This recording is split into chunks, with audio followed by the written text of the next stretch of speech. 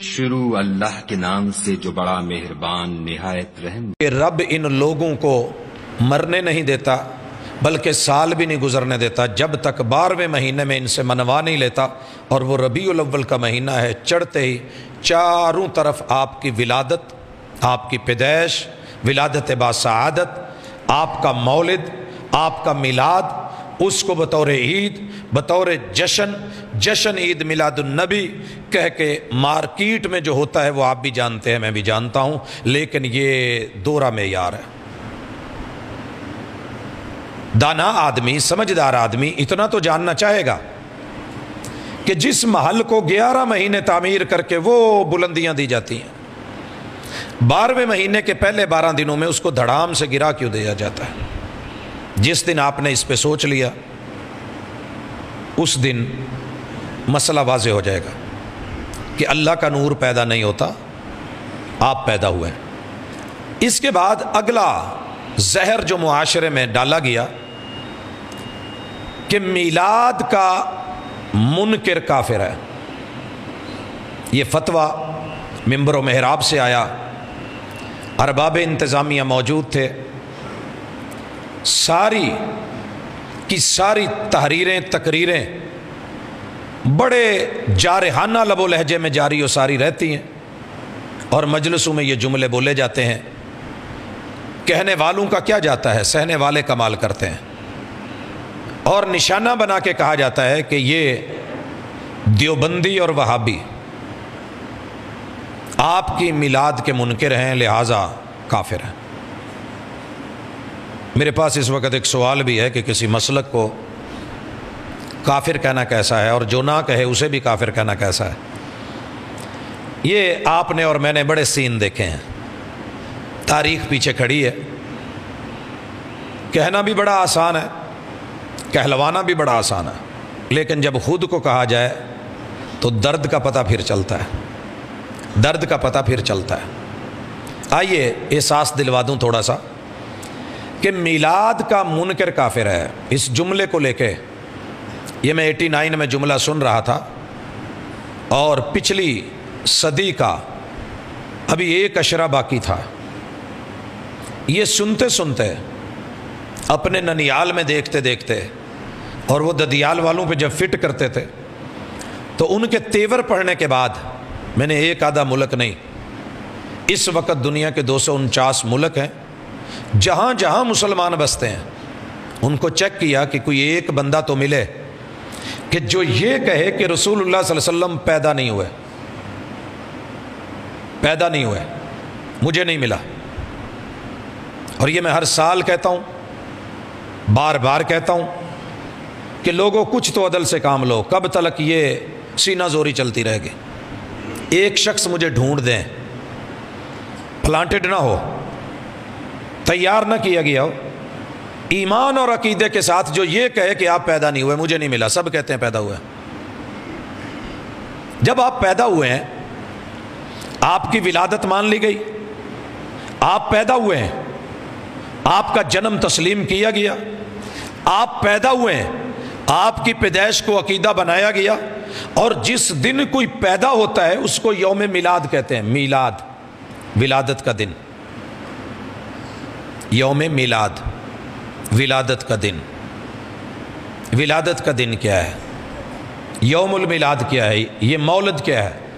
پوری دنیا اس کو مان رہی ہے کہ رسول اللہ صلی اللہ علیہ وسلم پیدا ہوئے ہیں۔ جب ایک بھی شخص ایسا نہیں جو یہ کہتا ہو کہ آپ پیدا نہیں ہوئے، تو یہ فتویٰ جناب کس پہ لگایا جا رہا ہے کہ میلاد کا منکر کافر ہے؟ یہ تو ایسے ہی ہے جیسے کہا جائے کہ اس مجلس میں جس نے جبہ پہنا ہوا ہے وہ عربی ہے، اور جبہ کسی نے پہنا بھی نہیں ہوا، اور آپ اسے پنجابی سے یا اس مقامی نکال دیں، فارغ کر دیں۔ ایک بندہ مسلمان ہے، رسول اللہ علیہ وسلم کو مان رہا ہے، آپ کی ولادت کو جان رہا ہے، تسلیم کر رہا ہے، یہ آپ کہنا کیا چاہتے ہیں کہ میلاد کا منکر کافر ہے؟ کوئی دکھائیں تو صحیح، پیدا ہونے کو نہ ماننے والا کوئی بندہ تو ملوائے نا۔ اگر نہیں ملتا تو پھر اس فتوے پہ نظر ثانی فرمائیں۔ ہاں یہ یاد کروا دوں کچھ لوگ ہیں جو دوہرا معیار رکھتے ہیں، دوہرا معیار۔ کلاس میں کبھی پوچھتا ہوں کہ بدر میں کتنے لوگ تھے؟ نمبر 1 313، نمبر 2 کوئی بھی نہیں، بدر میں کوئی نہیں تھا، اور دوسرا آپشن ہے 313۔ جب میں نے پوچھا کہ 313 والے جو ہیں وہ ہاتھ کھڑا کریں جو یہ کہتے ہیں، تو ان لوگوں نے ہاتھ اٹھا لیا جی 313 تھے۔ جب میں نے یہ پوچھا کہ بدر میں دوسرا آپشن یہ ہے کہ کوئی بھی نہیں تھا، کوئی صحابی نہیں تھا، انہوں نے پھر بھی ہاتھ اٹھا لیا۔ ایسے سٹوڈنٹس کے بارے میں آپ کیا سوچتے ہیں؟ ڈبل مائنڈڈ، نالائق بیچارے، جنہیں اپنے علم کے اوپر رسوخ بھی نہیں، یقین بھی نہیں، معرفت اور پہچان نہیں ہے، ادھر بھی اور ادھر بھی۔ تو اللہ کے بندو، اگر آپ پیدا نہیں ہوئے اور جو یہ کہتا ہے کہ پیدا نہیں ہوئے وہ منکر ہے اور وہ کافر ہے، تو یہ تو بات ساری آپ پہ ہی لوٹ رہی ہے، کیونکہ 11 مہینے تو آپ احباب یہی کہتے ہیں کہ آپ رب کا نور ہیں، اور قرآن کہتا ہے رب کا نور پیدا نہیں ہوا۔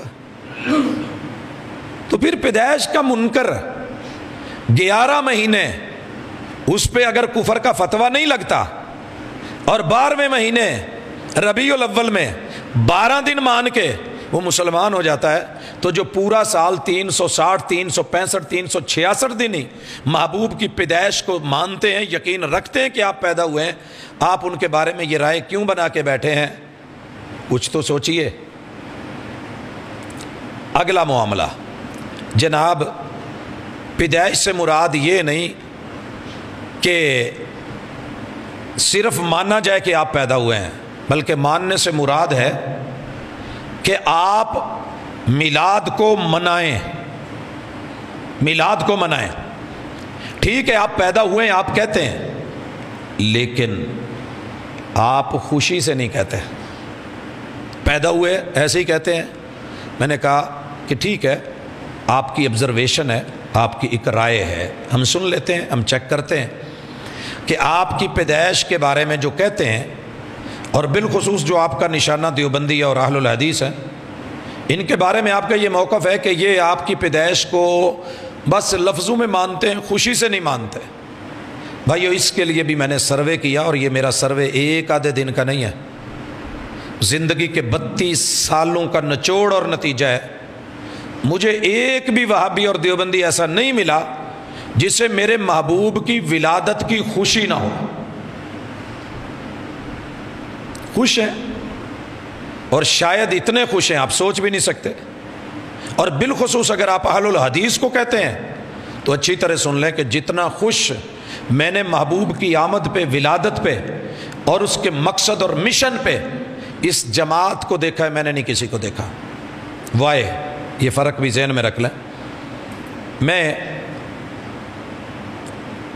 89 تب سے لے کے 2006 7 سال ان کے ایک ادارے میں رکا ہوں، کوئی دن کوئی رات ایسی نہیں کہ جب رسول اللہ صلی اللہ علیہ وسلم کی حدیث کا مطالعہ نہیں ہو رہا، پڑھی نہیں جا رہی، پڑھائی نہیں جا رہی، اور بالتفصیل سند بھی، رجال بھی، اسماء الرجال تلک جتنی مباحث ہیں وہ ساری کی ساری، متن اور متن سے متعلقہ سارے امور، ترجمہ، فہم الحدیث، فقہ الحدیث، اس کو تفصیل سے پڑھاتے ہوئے، اور بس اوقات ایک کتاب کو 2 شیخ پڑھا رہے ہوتے ہیں، اور ہر حدیث سے گزرا جاتا ہے، دیکھا پرکھا جاتا ہے، اور حتی الامکان عمل کی بھی کوشش ہوتی ہے کہ جو آج پڑھا ہے بیٹا آپ نے یہ عمل کر کے آنا ہے۔